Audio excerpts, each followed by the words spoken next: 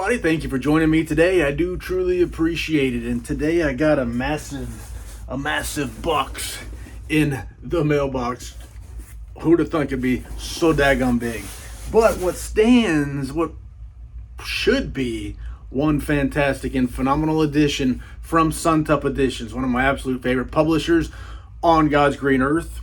And this one is one that a lot of folks were excited for, and there was a lot of buzz and a lot of talk, plus and minus for. But it is American Gods by Neil Gaiman, and another one of those books that I probably would not have read had it not been for a fantastic publisher publishing fantastic limited editions. So without any further ado, let me get out a box opener.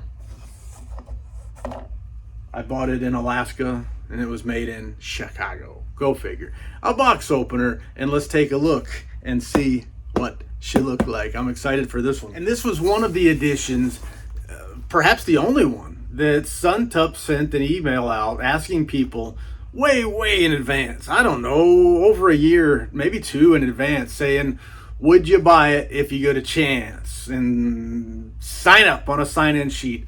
A quasi-commitment, if you will. And a lot of people signed up and a lot of people bought it.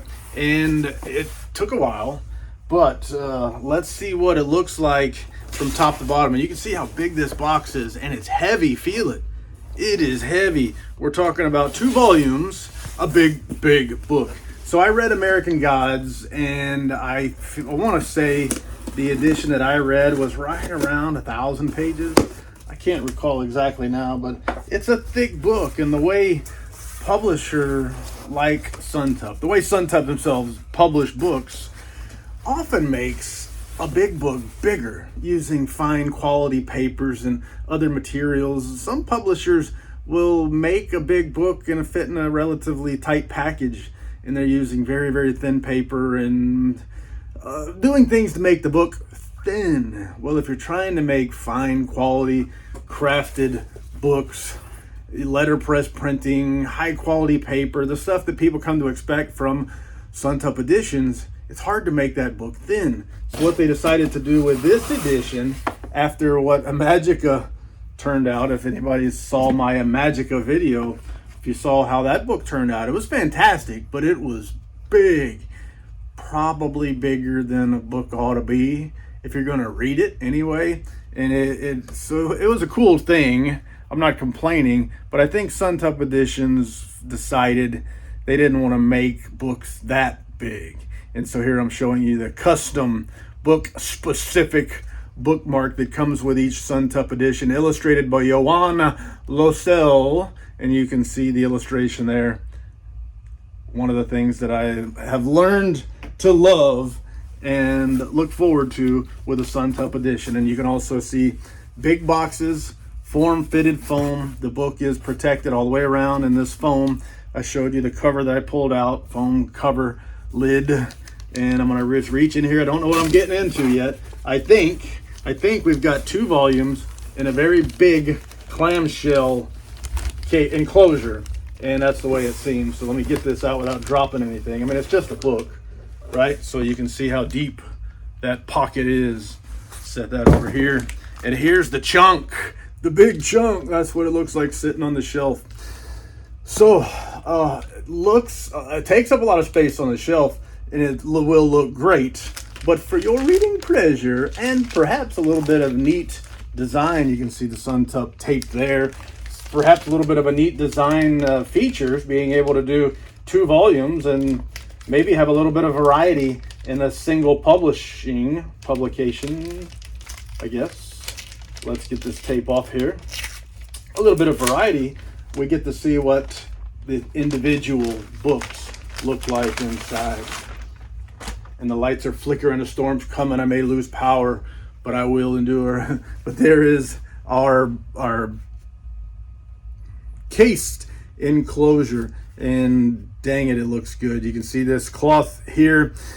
It is black doubletta cloth, so you can see the texture there, and that the label just looks so good. A leather, it looks like a leather label. Now the book is in goat skin. The boards are goat skin, so I'm thinking that label may be something similar. Let me open up this enclosure here to see what is included, and just to see how nice this looks. This, I said goat skin. Yeah, a goat skin leather. This felt liner, man, it's nice. I'm gonna set it down real quick and pull out the books so you can see what we're looking at here. Pull out this fantastic. I don't know if I've ever held a book in my hand that just felt this nice and looked this good on first inspection. I don't know if I ever have. And you can see that embossed design there on the cover, that goat skin leather. And the coin. So this one, the moon being made of nickel. And then let's see the design there. So you got on the spine, you can say volume 2. I think that's what it is. Volume 2, the moon coin made of nickel. And this embossed cover, it just looks so fantastic. Again, Johan Losel design there. I'm gonna set this one aside real quick and get out volume 1. They were separated in here, separated by this thin piece of clear plastic, so we'll keep it that way. And I'll show you volume 1. So you can see volume 1 right here. But so fantastic. There is our sun coin made of brass, and that hot foil stamping on the spine. It is so nice. Look at the fine binding there. And this is a braidle binding, so look a little bit more closely. You can see the cover boards are outside the spine. The spine's folded over, and then the boards lay on top. And I love braidle binding, and there are such a varieties that I've seen from Suntup that were braidle bound. I've seen some where the boards come almost to the end while they cover the spine there. And this one are recessed just slightly. Man, it looks so good. And the foil stamping on the, not the foil stamping, the embossed on the back, and you can see that goatskin leather grain. Fine stuff. Fine goat skin from Alran Tannery in France. So it is French tannery leather, goat skin leather, and it is fine. It's beautiful stuff. So let me open this thing up and let's just look a little bit about what we got in here. And these end papers, they're so nice. They're soft, thick. Hanamule Bugra is what they say. That's all I have to take their word for it. Just fantastic. And as I open it up there, holy cow, look at that hot foil stamping there, and the artwork that's tipped in. So it's attached on one side, it's tipped in. I don't know. Have I ever held a book this nice in my hands? It's hard to say. And then a little bit of this tissue paper to keep that foil stamping, I guess, separate from the letterpress printed, very thick 118 GSM Mohawk superfine paper. And it is just so nice. It is nice. I mean, how many times can I say that? I don't know. I'm trying to think of books that I've held that I would say are this nice. They're just not coming to mind. I'll show you some of the interior illustrations within, and man, so sweet, so beautiful. And again, this tissue paper between the illustration and the letterpress printed paper to help, I reckon, to help protect that foil stamping in the artwork that you saw there. So let me flip through here and see what other illustrations I can come upon. Again, all having that tissue paper, but I'll try to show you each of this. The illustrations are just fabulous, just unbelievable right there. I cannot believe, unbelievable means I cannot believe it, what I'm seeing in this artwork. But wait, there's more. Let's take a look at all of these illustrations in both volumes, if you don't mind, if you got the time. And wow, like, so sweet, so beautiful.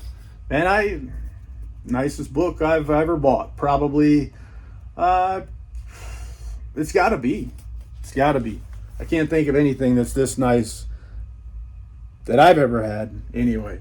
And I'm sure the Suntup lettered editions are boggling the mind. I mean, the numbered editions that I've owned, some of them have boggled the mind, but none this nicely. It's just absolutely fantastic, beautiful. And one more illustration here, then we'll show you volume 2, how sweet it is to be loved by you. Just beautiful stuff, just like Sugar Baby. And then here is volume 2. I showed you how she looks. It looks so nice. And there's those end papers are amazing. Smithsonian binding, handmade books. And what else? What is there to see in here? Did I miss anything? I think it was just on volume 1 that had that tipped in illustration there. So yeah, just volume 1 had that. This being volume 2, let's look at, looks like several interior illustrations here. Let's see what they look like. Good stuff, just so nice, so sweet. Doesn't get any better than this. The artwork here, the construction, the materials, the beauty of it all. Man, the boards, the cover, the clamshell enclosure, it all looks so great. Suntup Editions has outdone themselves here, and it took a while to build 350 copies of the numbered edition, and you can see why. You can see why this would take a while, making these books all by hand, and 350 of these, 2 volumes, including that large, gigantic clamshell enclosure. It's all so sweet, and these illustrations, the way it's built, Suntup Editions, really nobody does it better.